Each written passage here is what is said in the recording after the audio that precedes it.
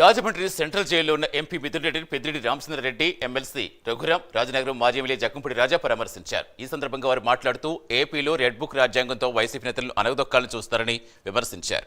Parliament సభ్యులకు రాష్ట్రంలో జరిగే పాలసీలతో సంబంధం ఉండదని, అయితే కూటమి నేతలు లేనిపోని అభియోగాలు, ఆరోపణలు పెట్టి అరెస్టులు చేయాలని చూస్తారని విమర్శించారు.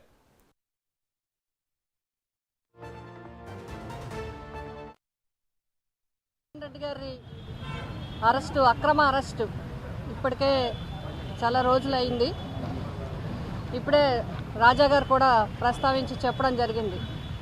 మరి ప్రభుత్వం వచ్చి 15 నెలలు అయినప్పటికీ మనం చూస్తూ ఉంటే సూపర్ 6 అమల్లో శ్రద్ధ లేదు, రైతుల పట్ల శ్రద్ధ లేదు, మహిళల పట్ల శ్రద్ధ లేదు.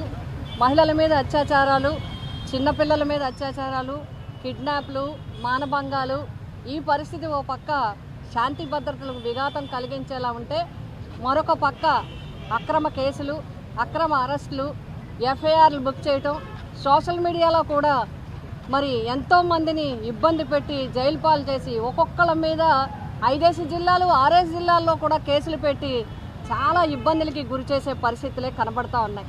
ఇది పూర్తిగా ప్రజాస్వామ్యానికి విఘాతం కలిగించడమే. ఈరోజు తెలుగుదేశం పార్టీ అధికారంలోకి వచ్చి దాదాపు 15 నెలలు పూర్తయినప్పటికి కూడా 15 నెలల కాలంలో తామిచ్చిన వాగ్దానాలని తుంగలో తొక్కి సూపర్ 6ని అటకెక్కించి కేవలం ప్రజల దృష్టి మరల్చడం కోసం అక్రమ అరెస్టులు చేస్తూ మరి ఏ విధంగా రెడ్ బుక్ రాజ్యాంగాన్ని అమల్లో చేస్తున్నారో ఇవాళ ఆంధ్రప్రదేశ్ రాష్ట్రంలో ఉన్నటువంటి ప్రజలందరూ కూడా చూస్తున్నారు. ముఖ్యంగా పత్రికా ప్రతినిధులు కానీ మీడియా మిత్రులు కానీ అందరూ కూడా